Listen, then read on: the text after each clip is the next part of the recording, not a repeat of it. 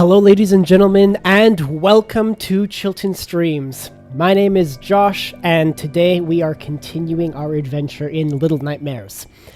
I am not feeling very good today. A little bit of some personal health issues that I'm working through. I've had, getting into the Christmas season, some celebrations with friends and family at certain events, and as a result, I'm not doing my best today, but I am committed to continue streaming.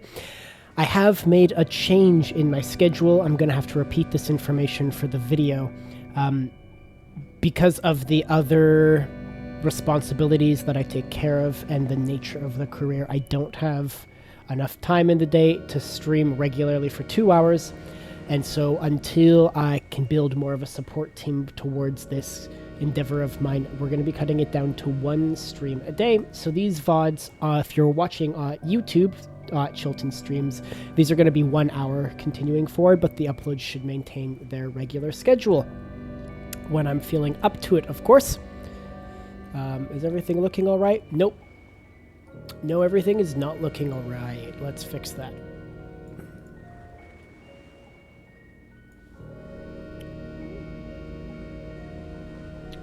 And am I live on the things that I need to be live on? Yep, I see live there, and I see live here. Okay. Anyway, we're gonna have a nice, maybe I'll put my hood down. I'm not that cold right now. We're gonna have a lovely little cozy Little Nightmares adventure together today. So, with all that said, let's get back into it. Is my controller working? Heck no, it isn't.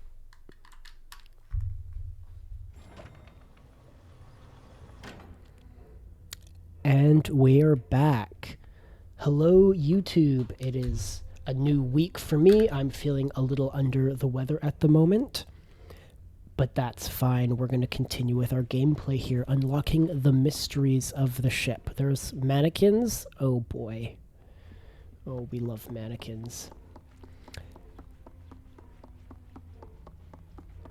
For those on stream, when we last left off, we play as this little character who I've taken to calling Light because they have a light. We are on a giant vessel, like a big turtle ship, cruise ship thing in the middle of the ocean. And we have nightmares plaguing us of a woman that is wearing a kimono that looks like these mannequins. And we saw her and am now chasing after her.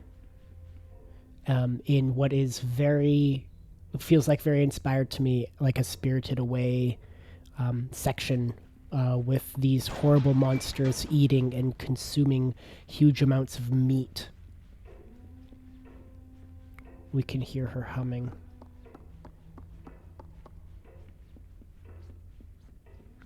Alright, well, I can't open this door without a key. She is humming the theme of the musical, or the theme music of the game.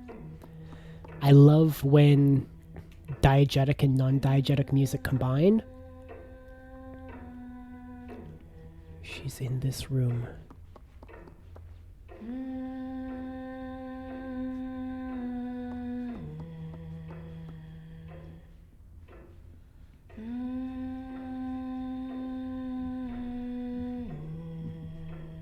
The controller's vibrating with my heart. She's got the dolls that I keep breaking.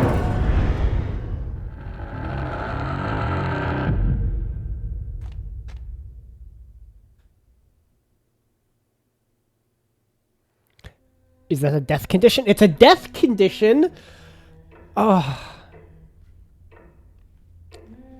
I think on the wall here, right above me, there's a picture of the ship. Maybe? Okay, before we die, let's explore around a little more. What is diegetic? Okay, so in narrative terms, whether it's a movie or a book, Diegetic sound refers to sound that is inside the world that's taking place. So her humming is diegetic. My character is actually hearing that. This could be pots and pans or like an anvil banging. Typically music, when you're watching Lord of the Rings, the characters don't hear the background music coming and playing in. I don't know how to get around her now. And so she is killing me again. She's humming diegetically the music that we as the audience hear and associate with the score. The other game that does this really well is Hollow Knight. When you enter the City of Tears, you have the City of Tears theme that plays throughout that, and then you find out that the overscore melody, the woman's voice, is a character in the world at the top of a high tower singing down into the abandoned city. And so it's this cross between what you're hearing has actually been the character as the knight hearing it the whole game time. Okay, if I crouch, will she hear me?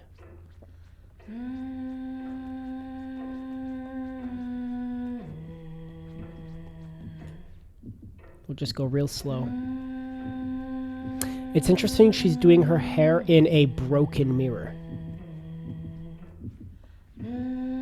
I feel that so strongly.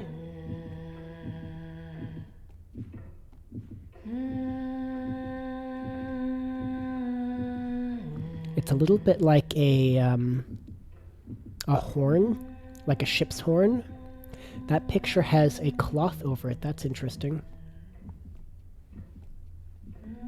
We've got a picture of a little girl wearing yellow, a little person, boy or girl wearing yellow at the bottom with a picture under it.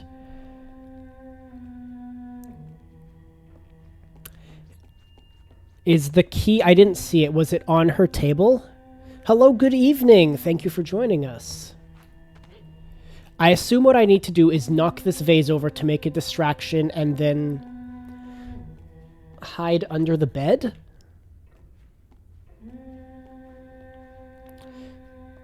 Should I explore around a little for? Let's jump up on the bed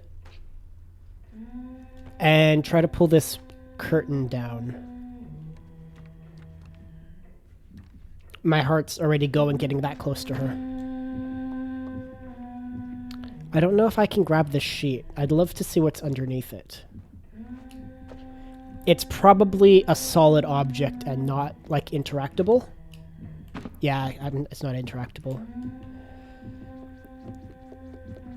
Alright, well, let's push this over and see if we can get her attention inside. There's also pictures that have been taken down from the walls, so maybe it's a brother and sister, and she's taken the brother's picture down.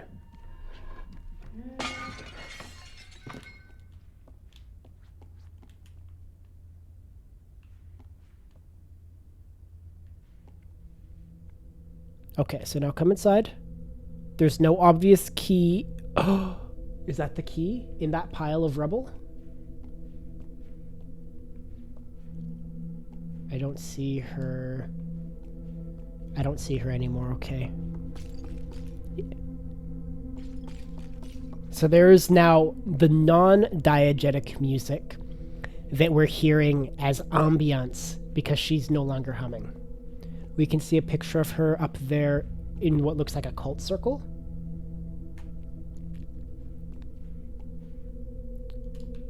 Okay. Come on.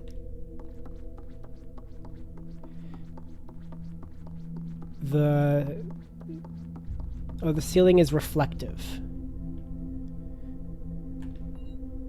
We've got to be so careful. She could just be standing in the corners with the mannequins. No, don't throw it.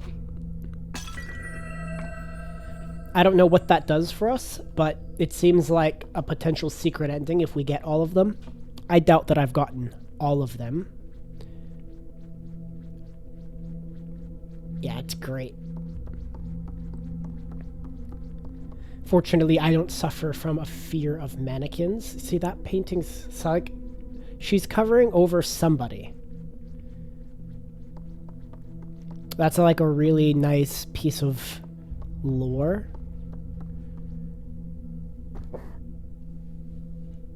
I'm trying to like get a different view as if the screen isn't flat of that painting on the wall. The face is quite strange.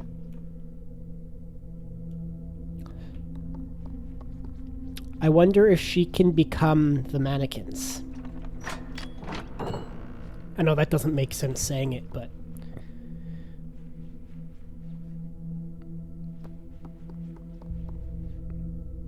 Is that my breath? I think that's my breath. Oh! Okay, run! Running! Running! Just run. There she is. She became a mannequin.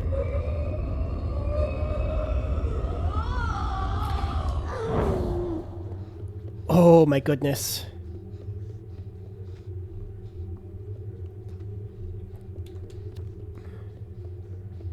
Okay, continuing to run.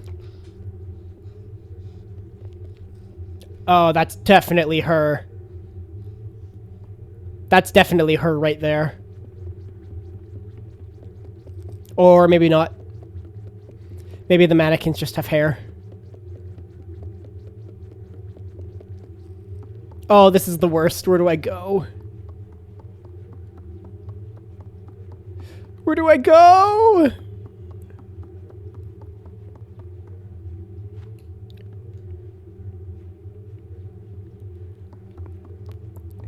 I don't know if you can call it music. The soundscape that's being produced for this little scene is pretty intense. It's highly effective at engendering that kind of fear response. The problem I've done, I've named the character. Horror games are only effective, put this away, horror games and movies are only effective because of our natural self-preservation instinct. And so if you are personifying a character or you associate, if you're living vicariously through them, then the movie or the game is scary because you're like, I'm going to die, not they're going to die. I often don't get scared by a lot of like non-scary games because I disconnect myself from the character and I have a natural curiosity towards trying to do things because I recognize that there isn't one chance for it. I'm going to reset and I might lose a little bit of time and that'll basically be it. But this is producing, at least for me, the interaction where I can feel I'm scared. My heart is slightly elevated, which is indicative of very effective game design for me. I don't seem to be able to open these. Can I pick this thing up and break it?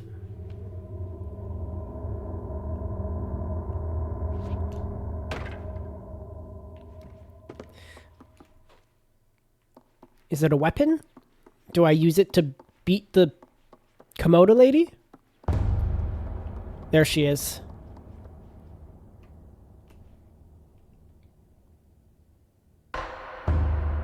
This... Why do I hear boss music?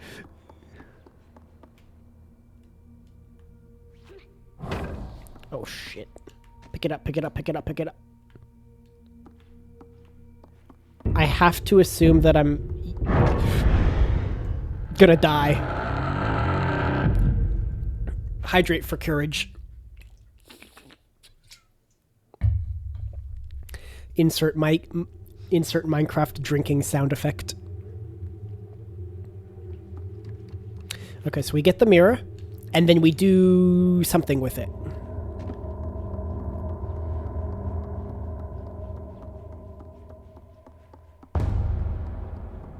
That's good. I didn't expect it to feel so Japanese in tone all of a sudden. I assume I have to get towards the light and then use the light. Yes! Get up. Get up, get up, get up, get up.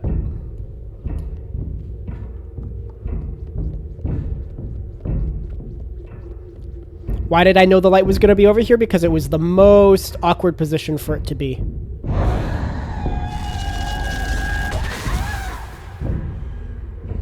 She doesn't like pictures of herself. That's why we've got all the paintings covered. Middle? Yeah.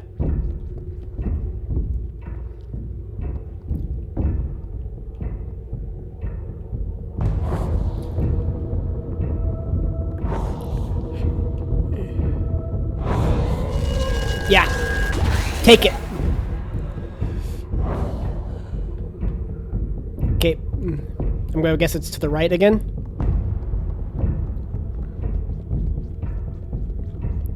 This is a very interesting kind of boss battle.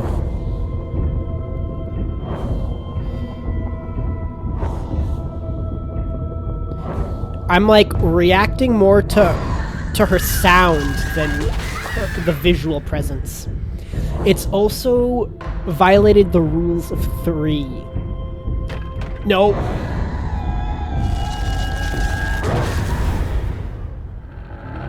Did I fail? No! I'm gonna have to do the whole thing again. Son of a... So it tends to be the sweet spot in video games. I'm sure everyone's familiar with this concept, but there's a rule of 3, where once you introduce a mechanic, you can use that mechanic 3 times in order for the player to have solved the puzzle or defeated the boss. So sometimes a boss will have 2 phases. They'll have, like, more often 1 or 3 phases, or there's an attack and they'll attack you 3 times. Or in this case, pick it up and run. I would normally do this 3 times, but this is a pretty easy mechanic. And so in this case, we have 3 one-offs. So we go to 3 different locations, and then we have a 4th location in the middle where I probably will have to repel her 3 times individually. So it's 6, is my guess. And each time becomes successively more difficult. Come at me. Come at me.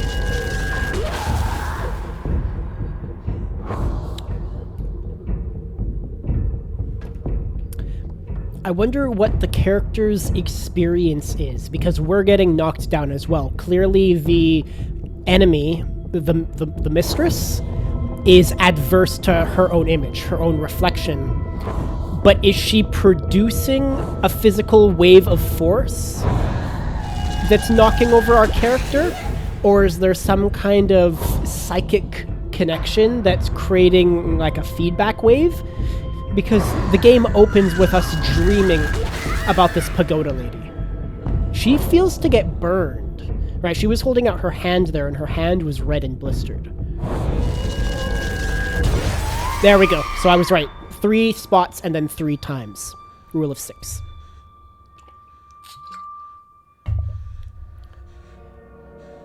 This is more what I was expecting to happen on our first interaction. That there'd be some kind of, like a semi-cutscene.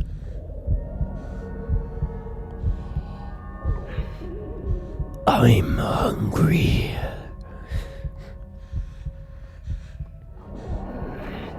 Supple is the flesh, even if it is unwilling. Consume the enemy. Bite her neck.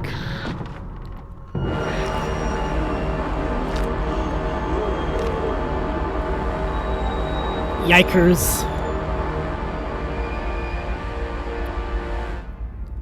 Feast upon her to gain her strength.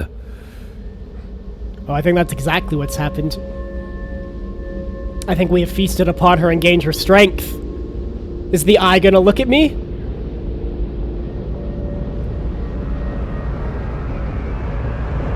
Are you gonna look at me?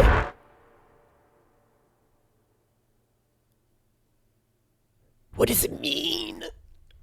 What does it mean?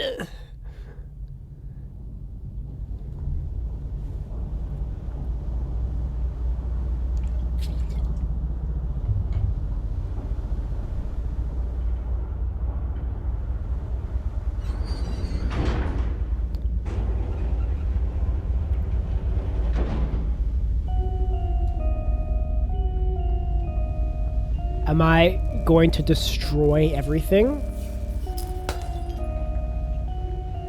I feel like this is cinematic. If I want, I can cut my face and just make it black.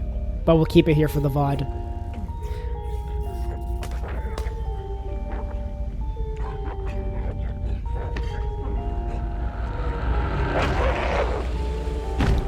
I think I broke its neck. Can I walk faster? No. Okay, this is... I was moving at like half speed, but now this is full speed.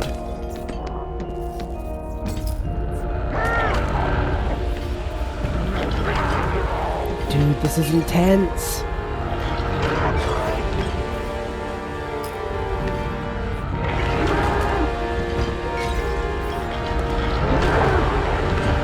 What is my objective? Yeah, right? That's crazy. It turns out I was the little nightmare all along.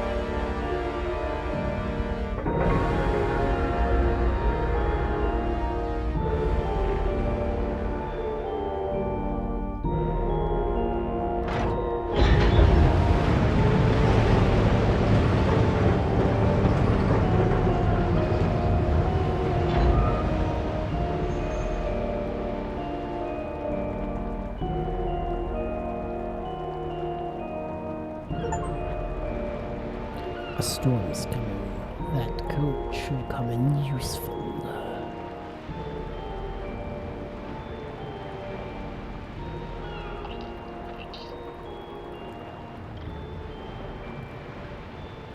The sound design is so good. I'm still holding forward. Okay, I don't need to hold forward. I'll put the controller down. I felt like I had agency in that scene, pressing forward the whole time, but I don't think it mattered.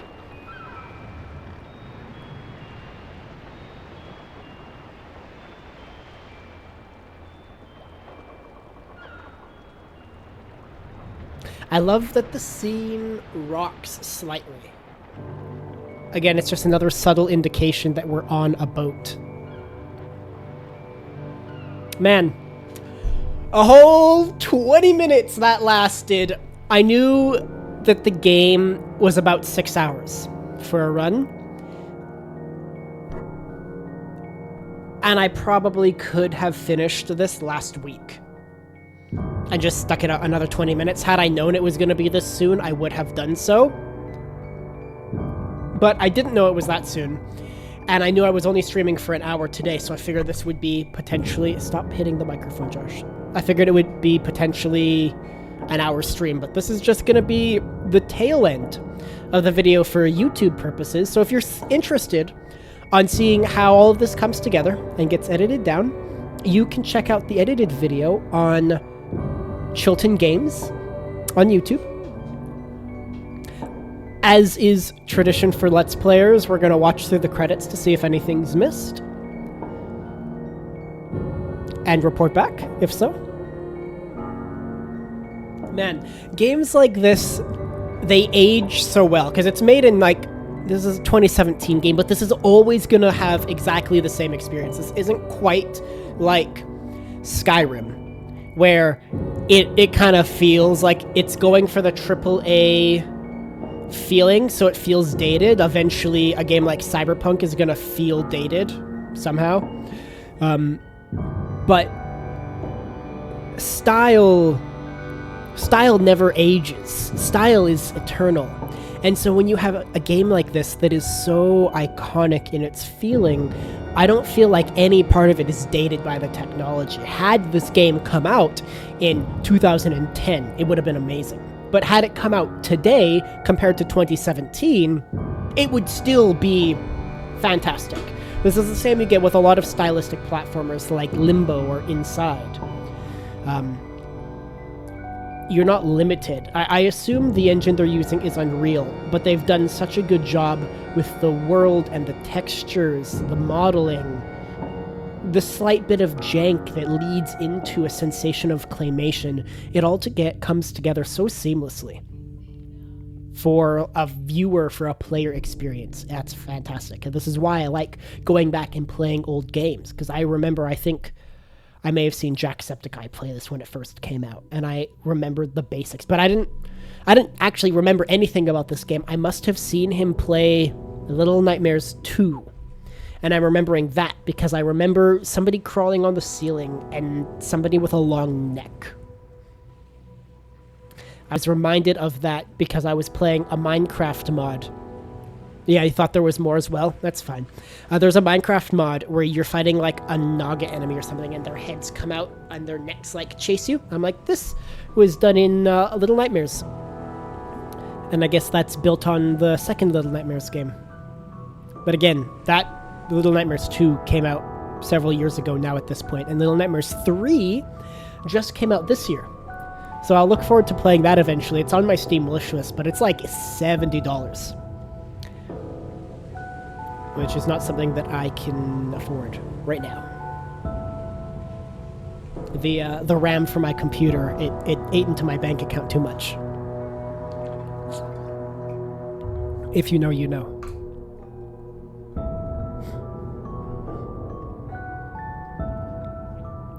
I haven't been paying attention to the credits, but I'm always curious when you have credits like this. Like, this is a larger team than I was expecting. If names get repeated, or like project lead, main coder, concept artist, all that, like if a single person fills that, the game testers, if you're in open beta, that makes sense to have a fairly long list. Poll to win. More testers.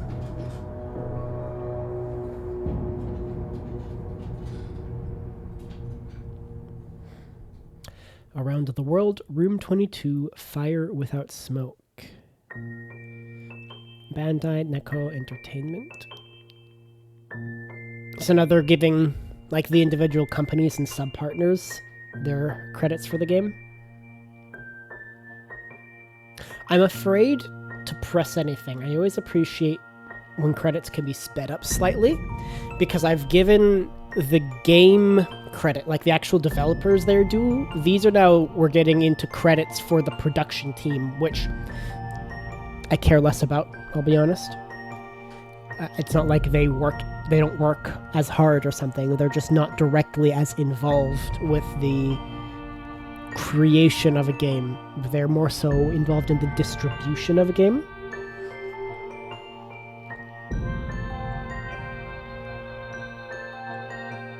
But I don't want to press A and skip the credits.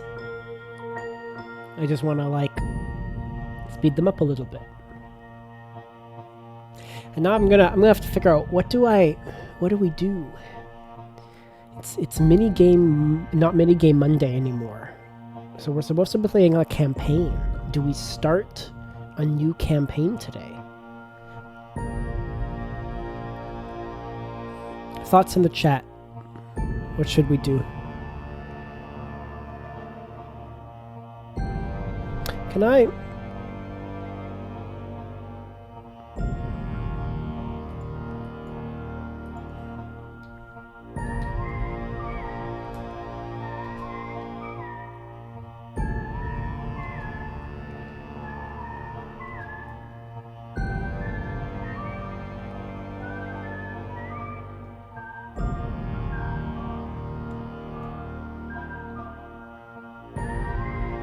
Oh, it just works like that, huh? I'm seeing my play and it's not happening. Okay, so viewership, Utamutu, you've been given moderator privileges for the channel. I don't know what that means, but there you go. Experiment.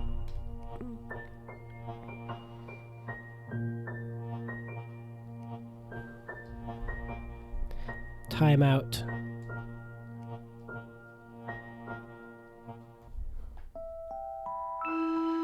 See, it's continuing with Bandico.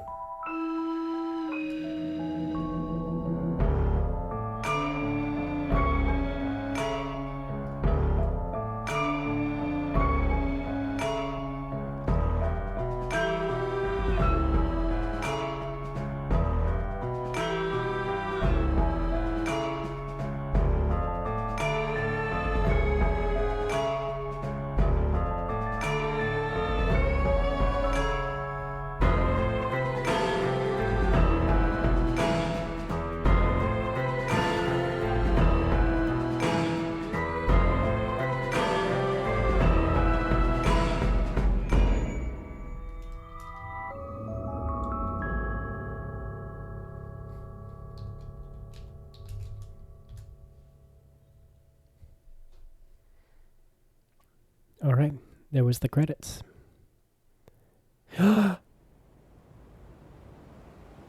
What?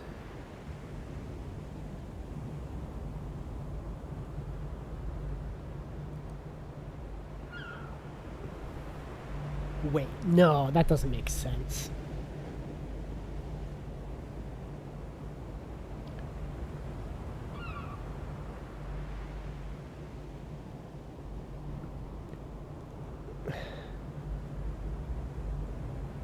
Is it a submarine?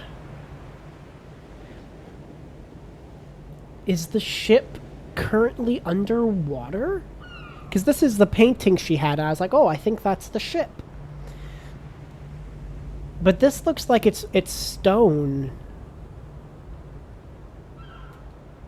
I don't seem to be able to influence anything. My controller is rumbling.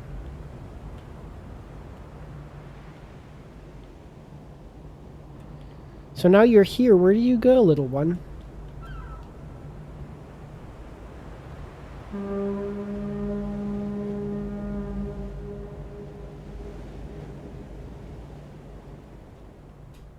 It's cool. And we know nothing about them or their goals. Chapter selection.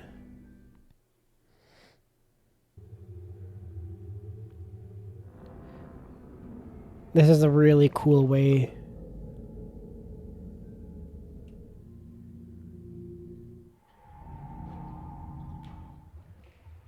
There's a little boy? How do we get these chapters?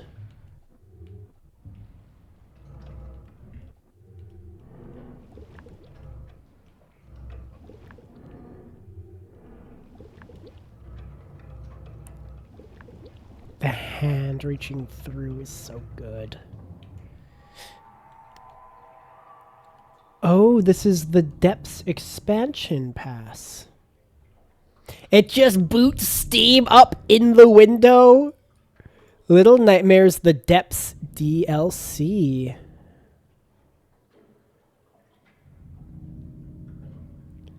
This also came out in 2017. That is basically a human.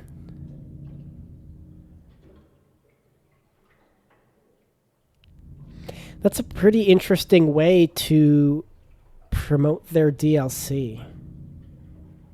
How much is it? It's $2?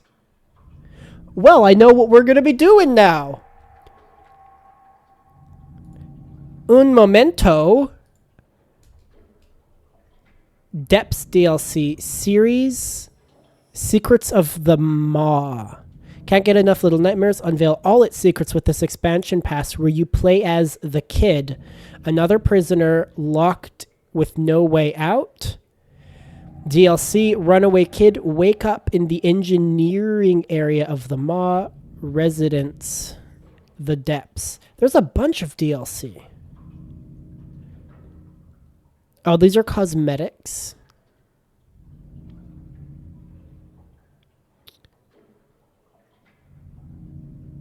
Okay, is each one a different DLC? The Hideaway, the Residence. Okay, so there are 3 different DLCs. Hideaway, Residence, Depths. That's 2, that's 2. But what's the Secrets of the Maw DLC?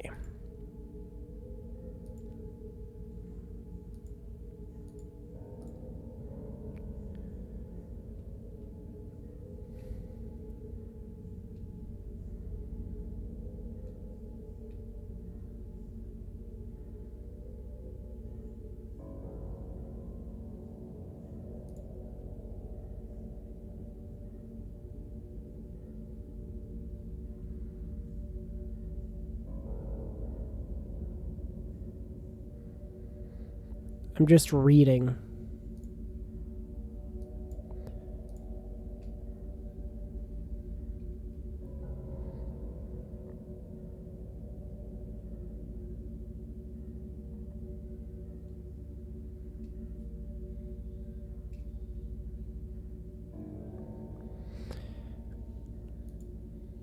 I'm not sure what Secrets of the Maw is, but the 3 other DLCs are like $6. That's within my budget. So I'm gonna grab them. And then we're gonna play The Depths.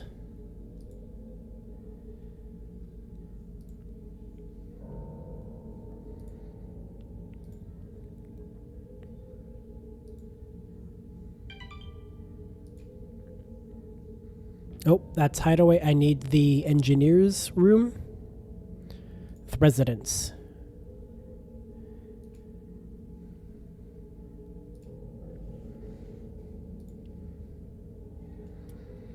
And I'm making sure I'm not sharing my screen while making payments. Heck, you think I'd have my Steam lined up?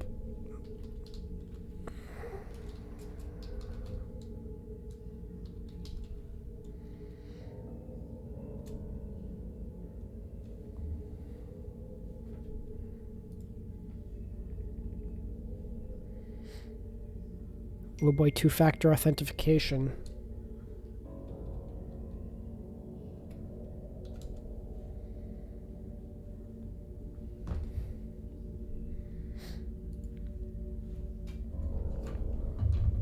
Hydrate for money. Okay. Well, I'm going to have to close down the game.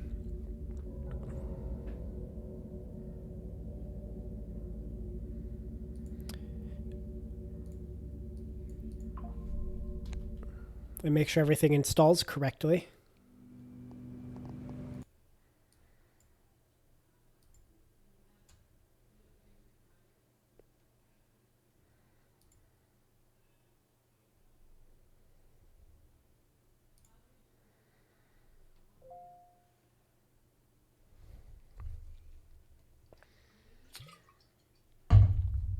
Ooh, you know what we can do? Desktop. Let's look at the Steam achievements. See, there's lots.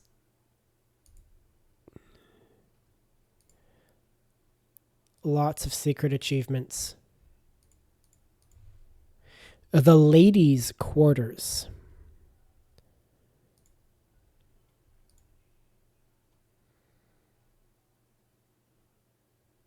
So I haven't gotten all the lights.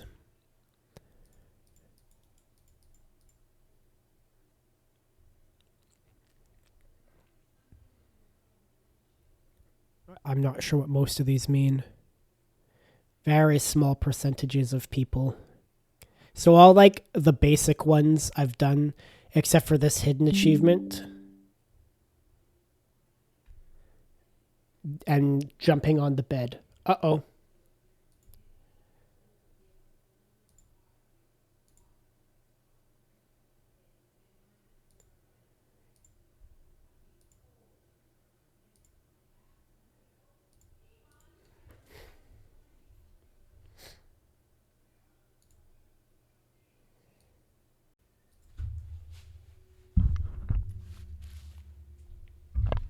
Hi, are we back? We're back. This is more for the recording than it is for the stream. I got the game installed. It had to install a completely new version of the game, so I now have Little Nightmares and Little Nightmares Enhanced Edition, even though they're both called Enhanced Edition, and Enhanced Edition is the one that I use on that. I don't know if it's like... I assume this is like Ori and the Blind Forest Enhanced Edition, where I clicked on the wrong button, sorry. Or in the Blind Forest, all the DLCs are like baked into the game. I assume that's what Enhanced Edition is. I opened Enhanced Edition. It has none of my saves. But I came back to the normal Little Nightmares. And you go to chapter select, and I've learned something. When you go into chapters, you can press shift to zoom. And it gives you the secret info. So, I missed things. I missed things in this, but the DLCs have been unlocked. However, it's almost 6 o'clock now. So, this is the compromise that I'm going to make with the millions and millions and thousands of millions of viewers that are watching this stream and this video right now. For the next 3 days, Wednesday, Thursday, and Friday, Wednesday, Thursday, and Saturday, I will be playing each of these DLCs. And they will get added into the full video. Factory Friday is still going to be Factory Friday. I haven't decided what I'm doing for that yet. I might be playing Shapes again. I might play like Sand Industry or something like that. But we're going to play all 3 DLCs, and I'm going to play 1 per day, no matter how long they take. But I don't have more time to stream today. So, thank you everybody so much for watching this video. If you enjoyed, leave it a like. Be sure to follow the channel if you're looking for more. Check out Chilton Games for the fully published content when that comes out in January. And until next time, take care. Bye-bye.